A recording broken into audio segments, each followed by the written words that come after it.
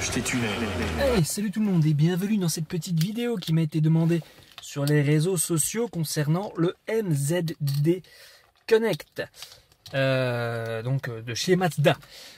Ça fonctionne également au passage pour ceux qui possèdent une Fiat 124 Speeder ou une Abarth 124 Speeder GT.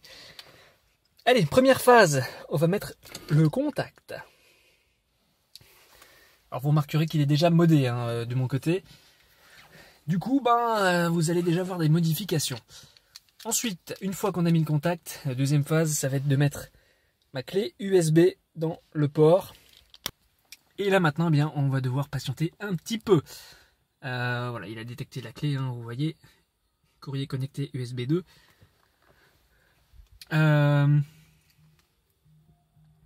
Donc voilà, j'ai pas grand chose de plus à dire. Donc voilà, on va attendre un petit peu que ça réagisse. Je ne vais pas vous montrer tout de suite les modifications que j'ai déjà effectuées puisque ça va couper de toute façon lorsque ça va s'installer. La clé USB que je viens de mettre peut prendre entre 2 et 20 minutes avant d'être lancée. Du coup, je vous fais une petite coupure et on se retrouve dès qu'elle est détectée. Voilà, après quelques minutes d'attente, les messages de la mise à jour de MZD s'affichent enfin. Avec globalement la version que j'ai du logiciel sur le PC, le MZD IO Tweak Installer V 2.8.3, dont je vous mets quelques images dans quelques instants. Détection d'une version compatible 56.00.100A-EU, c'est le firmware qui est installé sur mon MZD. Et donc le choix entre continuer, appuyer sur Yes ou abandonner, appuyer sur No. Mon but évidemment est de continuer. Nous allons maintenant avoir un petit message qui nous dit que le message qui va s'afficher, voilà, celui-ci ainsi que les suivants ne doivent pas être confirmés par OK et qu'il suffit maintenant de laisser l'installation faire. Alors juste le temps pour moi de préciser un petit détail, la version du logiciel sur PC est compatible jusqu'aux mises à jour en version 59.00.500 je pense. Au-delà ça ne fonctionne plus, il faut passer par un autre système pour faire ces mises à jour, à savoir qu'il faut un câble spécifique pour pouvoir les faire. Il est à noter que les versions 59 qui sont compatibles pour certaines choses ne le sont pas. Par exemple pour l'écran de démarrage personnalisé, sur les anciennes versions on peut mettre jusqu'à 3 écrans alors qu'on ne pourra plus en mettre qu'un seul à partir de la version 59.00.0x. Donc voilà, comme ça on est complet. Donc là vous voyez tout simplement les messages au fur et à mesure que ça installe les éléments. Donc quand ça met installing quelque chose, ça installe. Si ça met remove quelque chose, ça veut dire qu'on désinstalle. Donc, je vous mets une petite vidéo pour vous expliquer comment ça fonctionne rapidement. Donc capture d'écran de l'ordinateur que vous voyez à présent. Vous voyez sur la ligne du dessus, lorsque c'est visible, je parle sans savoir exactement à quel moment je vais afficher quoi, mais bon bref, sur la ligne du dessus vous avez 2 lignes de texte avec des coches à chaque fois qui vous permettent de sélectionner certaines choses. Si vous voulez changer par exemple la couleur du thème de la radio, vous voyez moi ici j'ai un thème bleu, vous avez la première coche, la ligne 2. Vous avez la possibilité d'avoir le Wi-Fi, le SSH brings back, pardon, etc. Il est à noter que pour certaines fonctionnalités, le Wi-Fi et le SSH doivent être activés. C'est pas le cas pour toutes, mais pour certaines c'est le cas. Voilà, ici donc je reviens juste un petit peu. Voilà, l'installation est terminée. Le système va redémarrer dans quelques secondes. Il va maintenant m'inviter à retirer la clé USB. Voilà, hop, j'attends juste qu'elle arrête de clignoter avant de la retirer. Elle ne clignote plus, je la retire. Au même moment, l'autoradio reboot pour installer les mises à jour. On remarquera que pendant ce temps-là, la radio fonctionne toujours. Je reviens un petit peu sur l'ordinateur. En dessous de ça, vous avez 2 grandes parties. Par défaut, une double large colonne sur la partie gauche, la large partie gauche, et sur la droite, une colonne plus étroite. À gauche, vous avez les différents tweaks que vous pouvez installer. Donc vous avez 2 coches à chaque fois. Celle de gauche est verte, celle de droite est rouge. La verte c'est pour installer le tweak, la rouge c'est pour le désinstaller en supposant qu'il était installé sur le MZD. Je ne sais pas ce qui se passe si vous demandez de désinstaller quelque chose qui n'est pas installé sur la voiture. Je pense que ça ne changera rien à la voiture, donc la mise à jour se fera quand même. Sur la partie droite de l'écran, vous avez le résultat. Donc tout ce qui est coché, que ce soit en vert ou en rouge, s'affiche. Si c'est coché rouge, ça va être écrit Remove ou désinstaller selon que vous traduisez ou pas l'application avec le nom de l'application derrière. Et si vous voulez l'installer, ça va être mis Install ou Installation de et ce que vous avez coché en vert. Sur certaines de ces applications, vous avez la possibilité de sélectionner des options supplémentaires.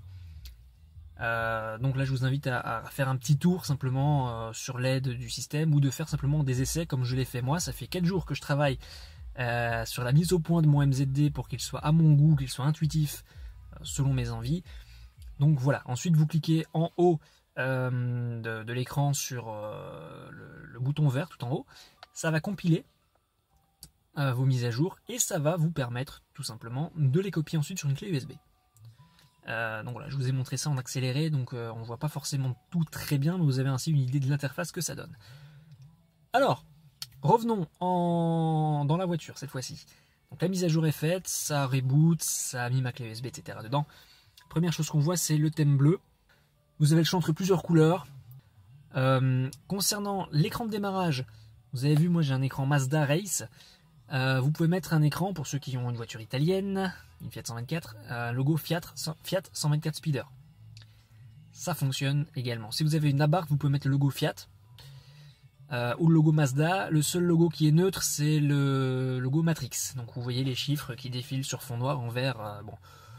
Vous pouvez évidemment décider de laisser le menu de démarrage d'origine. Si vous avez une Abarth, vous pouvez laisser l'écran Abarth par défaut. Ça fonctionnera très bien. L'ordre des sources, avant c'était FM qui était premier, ici j'ai mis les ports USB en tête de liste. Vous voyez ici, voilà, je balance de la musique en MP3. S'il n'y a pas de pochette, j'ai fait une pochette personnalisée avec mon logo, le logo de ma chaîne. Et au lieu d'avoir le Powered by Grace Note, vous l'avez vu, il vient de disparaître, j'ai mis DriftG Création, le nom de la chaîne. Ce que j'ai rajouté également, lorsque j'appuie sur Mute, je coupe le son, ça fait pause en même temps. Ça, c'est assez pratique. Sur le menu principal, vous remarquez déjà qu'il y a quelques petites différences. D'une part, j'ai un affichage type LCD au niveau de l'heure. Au-dessus, j'ai la date qui s'affiche. J'ai la vitesse en km/h, vitesse GPS, le contour et la température du liquide de refroidissement qui s'affiche en degrés Celsius en permanence sur ma barre d'état. Et vous voyez au niveau de l'interface, je n'ai plus l'ellipse grise en bas. Tout est aligné plutôt que d'avoir ça sous forme d'arc. Donc voilà, petite modification que j'ai effectuée en termes d'interface. Également, j'ai retiré les titres. Normalement, quand on se déplace, on a le nom des applications. Donc on a applications, divertissement, etc. qui s'affichent. J'ai retiré les textes. J'ai mis également un effet d'ombre sous le texte qui s'affiche toujours, donc dans les menus et sur la barre. J'ai un ombrage qui s'affiche. Voilà, dans les grandes lignes. Consommation, entretien, avertissement, on connaît déjà. Speedometer, je terminerai par là, c'est un des plus gros dossiers. Android Auto, je ne vais pas pouvoir vous montrer, mais l'application officielle, simplement, je l'ai installée moi-même plutôt que de la faire installer chez Mazda. C'est beaucoup moins cher. Petite annotation concernant Android Auto, il faut se connecter sur l'USB 2 pour que cela fonctionne. L'USB 1 est une prise 1 ampère, il faut une prise 2 ampères pour pouvoir se connecter sur Android Auto. Donc si vous ne changez pas votre boîtier USB, il faut mettre sur la prise 2. Si vous avez un modèle Mazda plus récent, ça marche sur la prise 1 également. Le menu IO Tweaks me permet ici d'arrêter Android Auto ou de l'activer. Via l'onglet Tweaks, je peux modifier la mise en page du menu. Donc moi ici je suis sur le Flatline. Je peux par exemple réafficher l'ellipse que j'ai retiré. Et alors je peux le mettre le menu en forme d'étoile, etc. Personnellement, la ligne sur le bas de l'écran me convient très bien. Je peux mettre des icônes plus petites, mettre un effet 3D sur le texte, cacher les textes, donc ça c'est déjà fait. Agrandir la pochette d'album depuis ce menu, mettre des ombres sur le texte, elles sont déjà activées ici. Cacher le fond d'écran des boutons, etc. Et Reset Tweaks, ça remet la configuration, non pas d'origine, mais la configuration que vous aviez mise sur la clé USB lorsque vous avez chargé vos Tweaks. Le menu options La possibilité avec le menu, enfin le bouton Reboot, de redémarrer le MZD sans couper le contact. Le menu Shell, c'est pour vraiment les connaisseurs, puisque là on rentre dans le noyau du système. On a accès à l'espace disque disponible, aux infos mémoire, etc. Bon, ça équivaut en fait au gestionnaire de tâches dans Windows. Hein. C'est le truc où personne ne va jamais parce qu'on a peur de faire une connerie. Video Players, on va faire un petit tour. Alors, petit truc, ici vous entendez, j'ai la musique qui va en arrière-plan. Soprano. Je vais juste appuyer sur le bouton musique, ça va couper le son de la musique. Et ça revient dans le menu vidéo, ce qui me permet de lancer une vidéo. Alors ça prend un petit peu de temps. Ça dépend évidemment de la taille de la vidéo. Mais voilà, vous voyez. Petite vidéo que vous avez déjà vue au départ de la vidéo que vous êtes en train de regarder, puisque c'est l'intro de la chaîne YouTube. Et voilà, c'est une vidéo que j'ai mis pour tester le système, ça fonctionne. Et enfin la partie la plus intéressante, le speedometer. C'est principalement pour ça, je vais vous l'avouer, hein, que j'ai installé les mods. Avec ici la vue par défaut telle que moi je l'ai configurée. Mais il est possible de changer le fond d'écran en faisant une impulsion droite sur le joystick. Une impulsion gauche, pardon, sur le joystick. Si on maintient le joystick incliné vers la gauche, on peut changer de thème. Ici, ce sont des thèmes personnalisés. Donc moi, j'ai fait des thèmes de couleurs. Thème bleu, rouge, vert, orange et noir. Et alors, nous avons le thème 0, qui lui n'est pas personnalisable, qui est blanc. Et il est tout à fait possible de mettre des couleurs séparées. Donc moi, vous voyez, tout est de la même couleur, mais je pourrais très bien avoir le principal dans une couleur, les contours, les bordures dans une couleur, et les textes secondaires dans une troisième couleur. C'est tout à fait faisable. Au niveau des informations qui s'affichent à l'écran, en grand, vous avez la vitesse. Personnellement, j'ai choisi d'afficher la vitesse GPS. À noter que vous pouvez afficher ce que vous voulez. Vous voulez mettre le contour, vous mettez le contour, par exemple. Nous avons ensuite, sur la colonne de droite, Engine Speed, la vitesse du moteur, donc le régime du moteur, en tours par minute. Coolant, la température du liquide de refroidissement. Intake, la température de l'air à l'admission. Outside, la température d'air dehors. Je vous rassure, il ne fait pas 215 degrés en pleine nuit en Belgique au mois de février. C'est parce que j'ai mis juste l'accessoire et pas le contact, et que le thermomètre envoie une information erronée parce qu'il n'est pas sous tension, tout simplement. Fuel gauge, cela correspond au réservoir. Par défaut, ça affiche un pourcentage. Il est possible, ce que j'ai fait, d'afficher la jauge de carburant en litres ou en gallons. Si vous choisissez d'installer en litres ou en gallons, il vous faudra rentrer manuellement la capacité de votre réservoir. Alors on pourrait penser que normalement le GPS le boîtier MZD sait qu'il est installé ici dans une Mazda MX-5 et que son réservoir fait 45 litres. Mais ce n'est visiblement pas le cas, hein. La voiture ne sait pas qu'elle est une MX-5. Je vous mets une petite vidéo qui vous montre très bien que parfois on est dans un roadster rabaissé et le GPS nous envoie dans des chemins de terre pour rentrer chez nous. C'est génial. Mais voilà, il vous suffit donc de rentrer manuellement la capacité du réservoir. Donc je viens de vous le dire pour la MX-5, la MX-5 RF, donc les ND bien sûr, ainsi que pour la Fiat 124 Speeder et l'Abarth 124 Speeder, le réservoir fait 45 litres. Si vous avez un autre modèle de Mazda équipé du système d'infodivertissement MZD, je vous mets une liste à l'écran des capacités réservoirs en litres et en gallons de chacun des modèles équipés du MZD d'origine ou en option. Nous revenons sur notre affichage. Drive, litres au 100 km. C'est ma consommation sur le trajet. Il faut que je vérifie si c'est une conso moyenne ou une conso instantanée. Trajet, distance, c'est la distance du trajet en cours. Heading, c'est la direction de la boussole face à nous. Donc si ça nous met nord, ça veut dire que face à nous c'est le nord et que donc on se dirige vers le nord. Battery SOC, qui affiche actuellement iStop Error. Ça sera particulièrement utile pour les possesseurs de MX-5 équipés du système iStop iLoop, puisque ça vous permet d'avoir le statut de votre alterno démarreur. Je ne sais pas quelle information exactement ça peut afficher, puisque personnellement je n'ai pas l'iStop iLoop sur ma voiture. J'ose espérer par contre qu'en cas de problème sur mon alternateur, que j'aurai un message comme quoi la batterie ne charge pas. C'est vraiment tout ce que j'espère de ce système. Pour remettre les trips qui peuvent l'être à 0, on maintient le joystick à droite plus d'une seconde. On a le message au-dessus Reset Time and Speed. Et tout ce qui peut être remis à zéro est remis à zéro.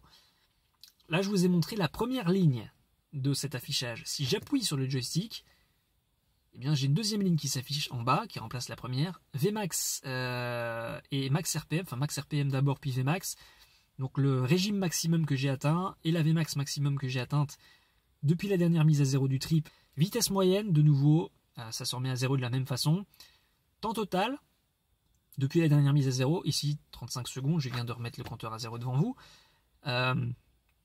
Average litres par 100 km, donc la consommation moyenne. Troisième ligne, on peut en avoir jusqu'à 4.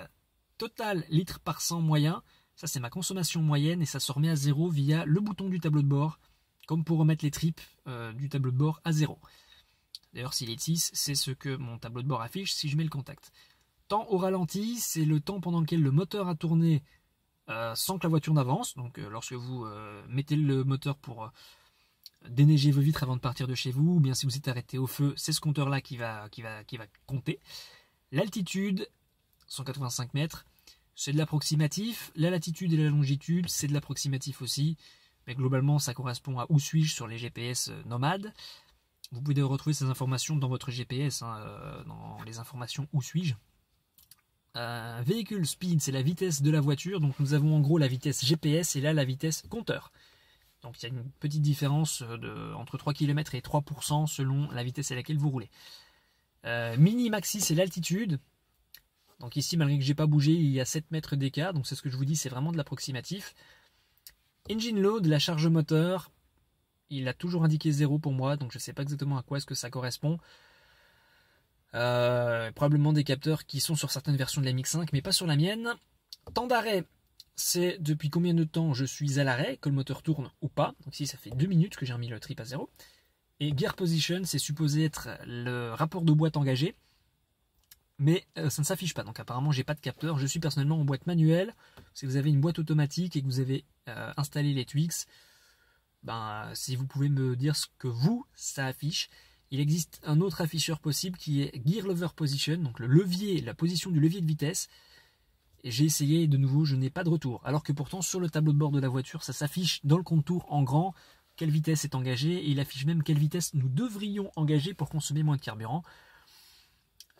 Visiblement, le MZD ne parvient pas à récupérer cette information-là. Il est possible, en faisant des impulsions gauche, droite, haut, bas, de modifier certaines informations. Par exemple, passer la vitesse en miles par heure, la consommation en kilomètres par litre ou en miles par gallon. Si l'on maintient le joystick vers le haut, avec... attendez, je vais essayer de vous centrer ça parce que je suis complètement décentré. Avec au centre la vitesse GPS, autour la boussole, qui ici n'est pas synchronisée, donc il met le nord parfaitement devant. Il est légèrement décalé normalement, dans la position dans laquelle je suis. Nous avons autour la vitesse, qui est la vitesse véhicule, donc la vitesse OBD, non corrigée pour le GPS. Et il enregistre votre Vmax, avec une petite ligne rouge qui s'affiche. Et sur le dessous, le compte tour, qui plafonne à 7000 tours minute.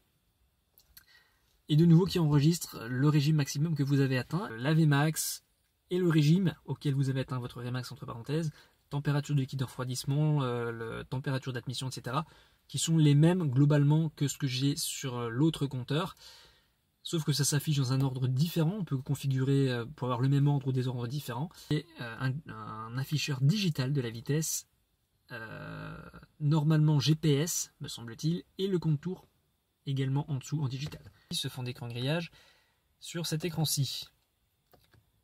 Vous avez le choix entre votre fond d'écran personnalisé ou un fond d'écran peut-être plus lisible.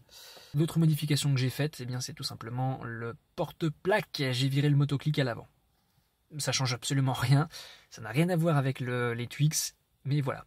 J'ai d'autres modifications qui vont arriver sur la voiture d'ordre électronique. Au niveau des éclairages, les feux diurnes, les clignotants, le troisième feu stop qui vont être modifiés prochainement. Mais enfin voilà, il y aura probablement un suivi au moins du résultat final de toutes ces petites transformations.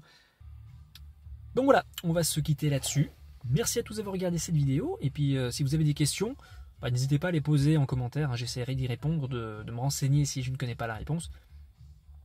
Et puis voilà. Allez, on coupe ça. Hop, l'écran d'extinction. L'habituel écran de consommation qui s'affiche. Et la radio s'éteint. C'est là-dessus que je vous dis au revoir. Et à très bientôt pour d'autres vidéos. Ciao, ciao!